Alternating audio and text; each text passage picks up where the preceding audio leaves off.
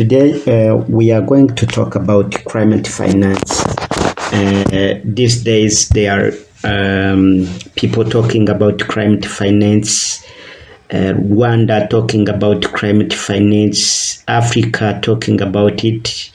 Even the whole world is talking about the climate finance. But really, there are 6 key challenges facing climate finance in Africa. When talking about this subject, Africa receives only around 2% of total global climate financing. This is findings from the UNDP report.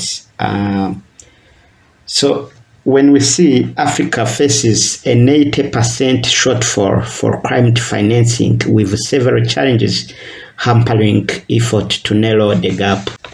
Again, the climate finance in Africa, there's an overview of climate finance flows that are pointing out that based off NDCs, it is estimated that African countries needs around 2.8 trillion USD between 2020 and 2030 to implement their NDCs.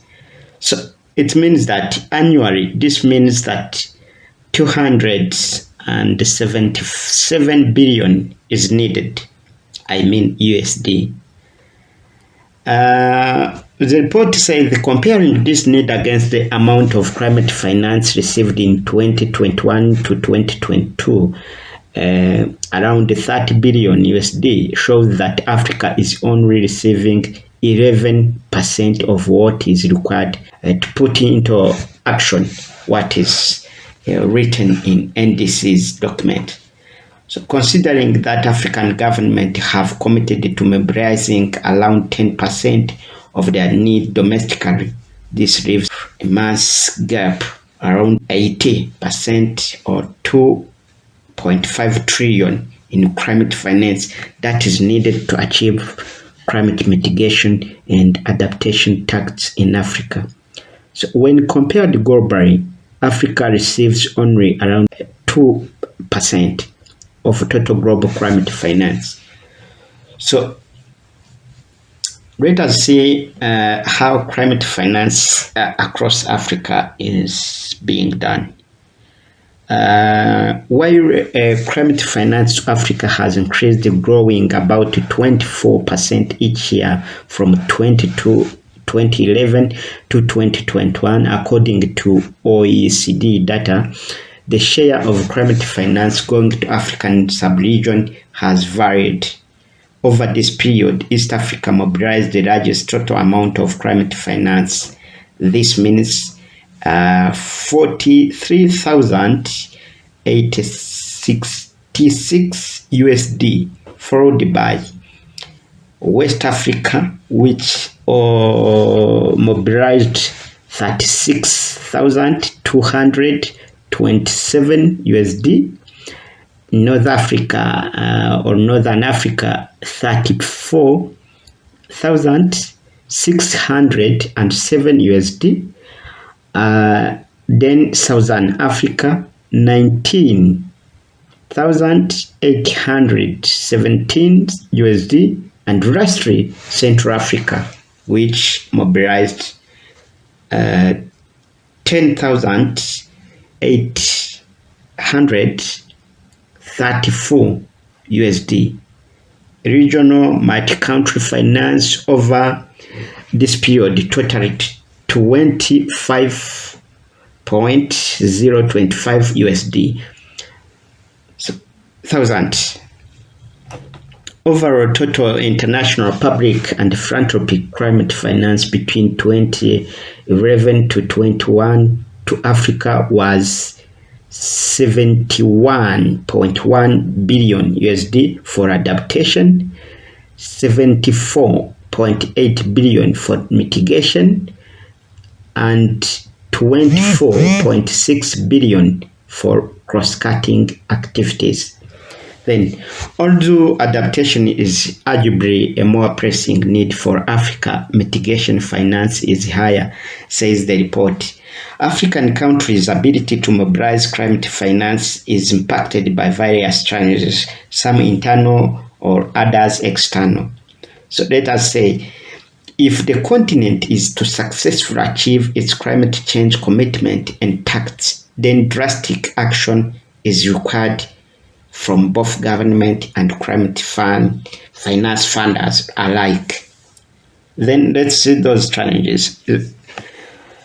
We are trying to divide them in their categories. So, one, internal challenges. The first one is institutional capacity. The challenge of weak institutions has historically been an important barrier to accessing climate finance for developing countries.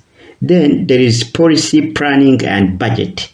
An enabling policy environment aligned to clear planning process is critical to informing priorities for climate finances or climate investment and signaling to all stakeholders the priorities and opportunities for climate action. And from the internal challenges, we can say also data and research. A lack of locally relevant data, such as scaled down climate vulnerability and risk analysis that can help tailor climate projects to local context and the needs of communities, has created challenges for project developers. There is also external challenges. The first one is funding levels. By way of explaining this, in addition to developed countries' failure to meet their fair share of financial contributions, there is also a debate on how to track climate finance contribution, and specifically the issue of double counting, where ODA contributions are counted toward both development finance and climate finance. There is also another challenge where international public finance terms, debt risks, and liquidity are also posing barriers.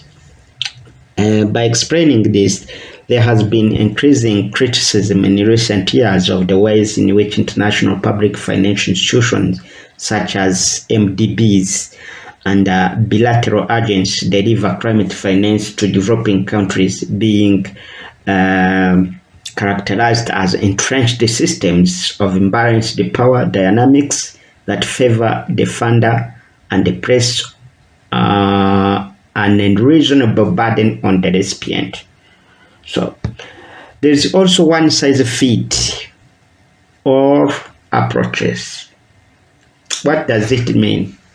While the international climate finance landscape supports the needs of a heterogeneous group of developing countries, climate finance funders do not always appreciate the difference between countries. Despite the numerous challenges, the UNDP report says there are also robust opportunities that African governments and climate finance funders can engage on. These include strengthening climate planning, budgeting, and investment framework, local-led initiatives, mobilizing the private sector, enhancing collaboration and partnerships, increasing diverse use of climate finance instruments. So there are also recommendations to up climate financing in Africa. The report also lists several recommendations to help draw increased climate finance. Those recommendations for international public financings include DFIs, MDBs, and climate change funds should have a higher risk appetite. The second, integration of climate change into all development finance. The third, enhance the capacity of national and subnational government actors to take lead in mobilizing climate finance. The fourth, reform adaptation finance to align with principles of local-led adaptation.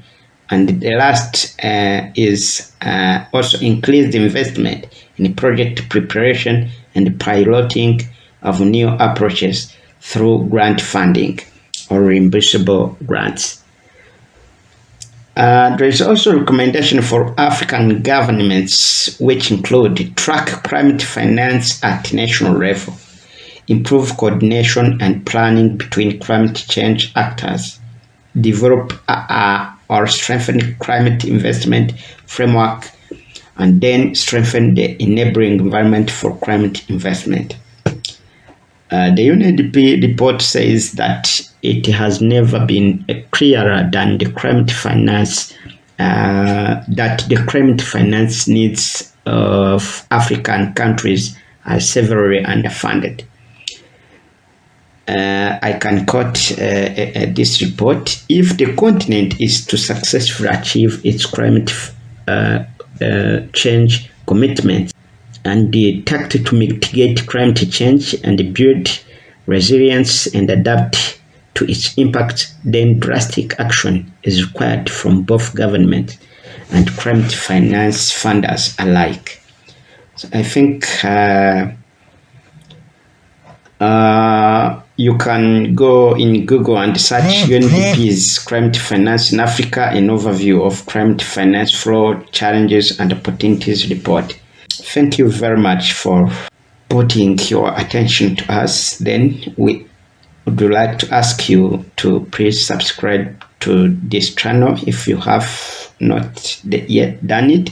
And if you have done, please share the content so others can subscribe for this important update that we bring to you always and every day. Thank you very much.